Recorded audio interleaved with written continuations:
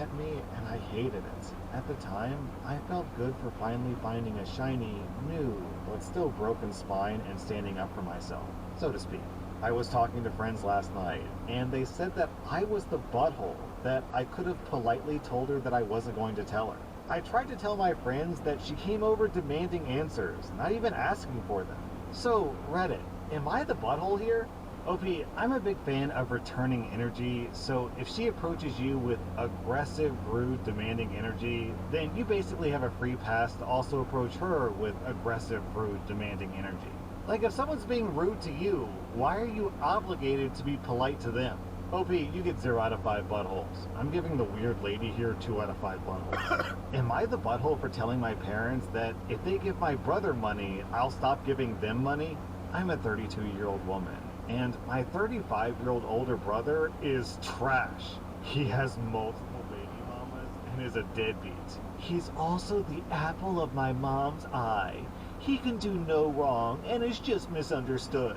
My parents are retired and are on a fixed budget. I do well for myself, and I help them out. I give them maybe $500 a month to help with groceries and bills. Every once in a while, I'll give them extra money for an unexpected expense. No questions asked. Recently, my mom asked me for $2,000, and I sent it to her. Strangely enough, I ran into my brother at a family wedding that I had been told that he couldn't afford to attend because it was a destination wedding. Weird. But funny story, he actually missed the wedding itself because he hooked up with some random woman on an excursion and went to their resorts. It was our cousin's wedding, and my aunt was pissed. She had to make special arrangements to get him included to the wedding since he only got the money last minute. She said that my mom shouldn't have given him the money if he wasn't even going to show up. Consider getting the house painted done with CertaPro Painters. They're ready to turn every room in your home from blah to beautiful. Then she shut up after she saw the look on my face. I enjoyed the wedding and had a great time. When I got home, I went to see my parents. I asked my mom why she asked me for the $2,000. She lied and said something for the house. I asked what for the house, but she couldn't say. I told her what my aunt said. I told her and my father that from now on, I wouldn't have receipts for any money I gave them. I said that I have In 2 miles, take exit 39A for US 40 East toward Malaga. Give my money to my piece of garbage brother. My mom started crying, and my dad said that I'm not a child, so I don't answer to him. I agreed and walked out. I didn't talk to my parents for 2 months. My aunt called me yesterday and told me that my parents were thinking of going to the food bank since they didn't have any money. I said that I gave them $2,000 a couple of months ago, and that was more than my family of 3 spent on food during that time. She said that I knew damn well they'd given that money to my brother. I told her, well, then my brother should pay them back, and my aunt said that I was being a B-word. Yo, what?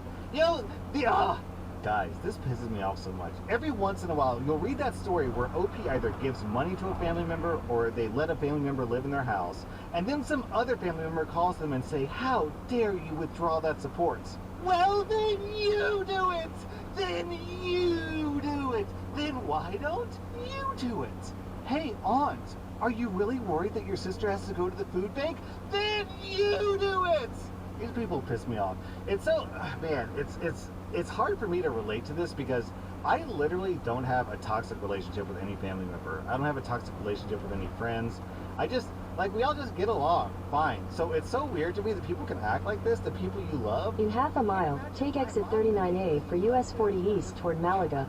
I guess I'm just lucky when it comes to family, so I have a really hard time sympathizing with these people. So, OP, I'm on your side and all, but I do have to warn you that your receipt strategy is really dumb, because if you give them $500 and you say, hey, give me receipts for those $500... Take exit 39A.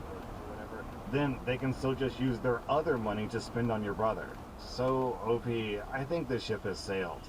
I just really don't know how you could support them. Continue on US 40 East for 1.5 miles. Another trickling down to your older brother. OP, you get 0 out of 5 buttholes. I'm giving the rest of your family 2.5 out of 5 buttholes. I'd be pissed too, man. You basically spent $2,000 for your brother to go get his dick wet at some exotic location. Am I the butthole for firing our family therapist after she asked for tips? My ex and I have a 12-year-old boy who's going through some issues. We found a therapist and we've been seeing her for a couple of years. It hasn't been life-changing for me in any way. In fact, it felt more like a pointless chore, like making your bed or folding your underwear. I might have gotten a few things out of it, but I would not do it again. A few weeks ago, I told our therapist that it's bizarre to not have to worry about money for the first time in my life. I make good money and I don't have many bills. I'm saving like $1,000 a month. Last week, the therapist asked me if I could start making a copayment. I don't have a copayment because my insurance covers 100% of therapy sessions. I explained that to her. She said that that was true, but that maybe I could start paying like 20 bucks cash because she's not making a lot with what my insurance pays her, so like a tip. I was at a loss for words. I said, and I suppose this has no relation to my telling you that I had disposable income a few weeks ago? And she said, of course not. It was like she was asking for a raise, lol. I said that I'd think about it. I found nothing online about tipping your therapist. I talked to my ex and said that I was firing the therapist. She told me not to throw away 2 years of work, and I said... In a quarter mile, turn right onto New Jersey 47 South, Delsea Drive. I said that I'm not stopping you, but I'm not doing the sessions anymore, and neither is our son. The trust I had in our therapist is forever broken. I left a voicemail and text message explaining that we weren't in need of services anymore. I haven't heard back. And guess what? Our lives didn't fall apart, and the therapist replied that I totally misunderstood this whole tip thing. Take the second right onto New Jersey 47 South, Delsea Drive. She found out that you had extra money, and she thought, oh, maybe I could get some of that extra money. In 500 feet, turn right onto New Jersey 47 South, Delsea Drive. Take the next right onto New Jersey 47 South, Delsea Drive. I guess 0.5 out of 5 buttholes. What she did wasn't really a jerk move, it's just unprofessional. That was r/am I the butthole, and if you like this Continue on New Jersey 47 South for 2 miles. High taxes almost forced retiree John Beisel to leave New Jersey, but Paul Moriarty's new bill provides property tax relief for seniors. It cuts your property taxes in half. In our case, it would probably take it from $12,000 a year to $6,000 a year. We have to make New Jersey more affordable, and cutting senior property taxes in half, that's a good start. We would be leaving New Jersey if it wasn't for Paul Moriarty getting us property tax relief. Paul Moriarty for State Senate. I discovered that Foxit was a better PDF solutions provider for our company. So I switched. We called the shots on subscriptions and cloud use. Oh, the integration was a piece of cake, and we're paying less than we did with the other guys. Great job on that Foxit deal. Especially because the elderly gentleman who controlled the ride kept letting us ride over and over again free of charge, telling us how beautiful we were the whole time. We didn't pay too much attention to him, and we thought it was awesome he was letting us ride free of charge. Side note, at this point it was later in the evening and people from the competition had began to leave.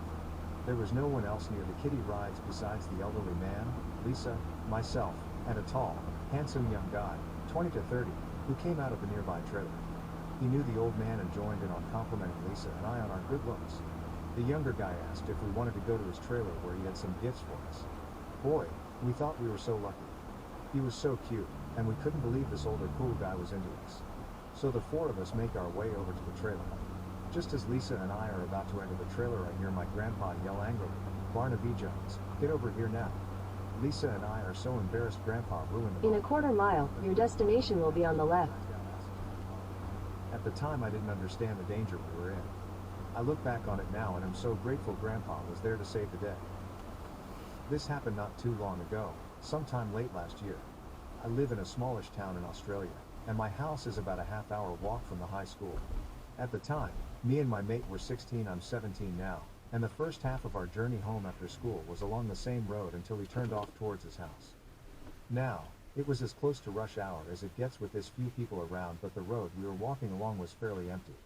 We were walking on the strip of grass and trees between the service road and the actual road itself when I heard a car pull into the service road behind us. I didn't think much of it at the time as there were a few houses along the street. Before long, a white tradies van with a ladder and construction equipment on the Your destination is on the left. My friend and I stopped because the driver was talking to us with a thick as can be Irish accent. My friend is terrible at understanding accents, but I kinda have a knack for it. This bloke in the van was wearing a green floral work vest and a cheap cap, And there was someone beside him in the passenger seat who I couldn't make out other than their orange work jumper. The driver asked in his stereotypical accent, "You fellas know where the bottle shop is?" My friend instantly replies with a dull what. I tell these seemingly innocent tradies that it was back the ways they came and around the corner from Woolies. I keep walking in motion for my friend to follow me when these buggers roll the van next to us, call out, "Oi fellas, hop in the back and show us the way." My friend repeats what I said about the directions to the bottle shop, but these bloody tosspots kept following us for the best part of